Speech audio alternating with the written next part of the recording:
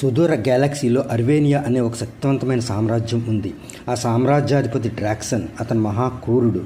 అతని లక్ష్యం గ్యాలక్సీలోని అన్ని గ్రహాలను జయించి ఒకే పాలన చేయడం. అతని దౌర్జన్యాన్ని తట్టుకోలేని చిన్న చిన్న గ్రహాలు కలిసి ఒక కూటమిని ఏర్పరచుకున్నాయి. ఆ కూటమిలో లైరా అనే ఒక యువతి ఉంది. ఆమె కూడా స్వేచ్ఛ కోసం పోరాటం చేస్తూ ఉంటుంది. ఒకసారి లైరా అంతరిక్ష యాత్రలో ఒరియన్ అనే ఒక అనాథ వీరుడిని కలుస్తుంది. అతని చేతిలో ఒక విచిత్రమైన కత్తి ఉంటుంది. అదే నక్షత్ర ఖడ్గం, స్టార్ బ్లేడ్.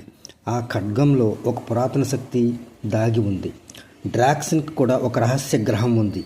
ఆ గ్రహం చుట్టూ శక్తివంతమైన గోడల వలె శక్తి కవచం ఉంటుంది. అక్కడ నుండే అతడు సైన్యాన్ని పంపిస్తాడు.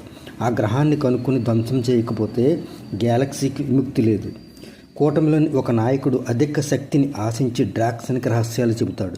ఆ కారణంగా లైరా, ఒరియన్ దొరికిపోతారు. కానీ ఒరియన్ తన నక్షత్ర ఖడ్గంతో బంధనాలు తెంచి వారిద్దరూ తప్పించుకునేలా చేస్తాడు.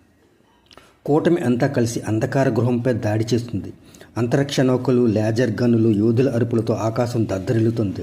డ్రాక్సన్ తన శక్తిని ఉపయోగిస్తాడు. కానీ ఒరియన్ తన ఖడ్గంతో ఆ శక్తిని ఎదిరించి చివరికి అతనిని ఓడిస్తాడు. రహస్య గృహం నాశనం అవుతుంది. గ్యాలక్సీ మళ్ళా స్వేచ్ఛ పొందుతుంది. లైరా సమక్షకు కూటమికి నాయకురాలవుతుంది. ఒరియన్ తన నక్షత్ర ఖడ్గాన్ని కొత్త తరం యోధులకు అందజేయాలని నిర్ణయిస్తాడు. లైరా, ఒరియన్లు ప్రశాంతంగా ఉన్న ఆ గ్యాలక్సీని చూస్తూ హాయిగా ఊపిరి పీల్చుకుంటారు.